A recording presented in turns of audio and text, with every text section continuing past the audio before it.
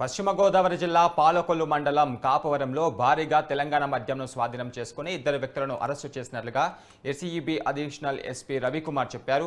కాపవరంలో భారీగా మద్యం బాటిల్ ఉన్నట్లుగా తమకు అందిన సమాచారం మేరకు తనిఖీ చేయగా రోడ్డుకు ఎడమవైపు ఉన్న చెట్టు వద్ద ఓ ఇంట్లో 110 మద్యం బాటిళ్లు 72 బీర్ సీసాలు దొరికినట్లుగా ఆయన తెలిపారు. వీటి విలువ సుమారు 2.50 లక్షలు ఉంటుందన్నారు. అంగర అప్పుల నర్సయ్య, అంగర సుబ్బారావులను అదుపులోకి తీసుకుని కేసు నమోదు చేసినట్లుగా ఎస్పీ తెలిపారు.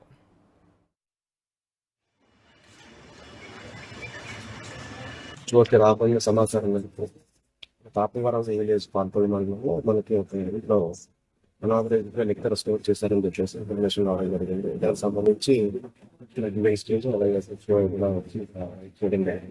చేస్తూ మనకి ఇక్కడ సంబంధించి మనకి అరౌండ్ 112 బాటిల్స్ మనం మొత్తం తెలంగాణ సంబంధించిన వచ్చాం. దాని విలువ మనకి మార్కెట్ లో ప్రెసెంట్ 2 లక్షల దానికి సంబంధించి ఇద్దరు వ్యక్తులు కూడా అదుపులో తీసుకున్నారు. తర్వాత వస్తే వాళ్ళు కూడా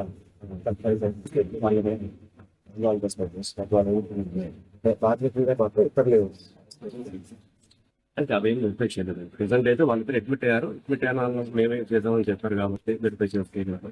ఇంకా దీనికి ఎవరైనా ఉన్నారండి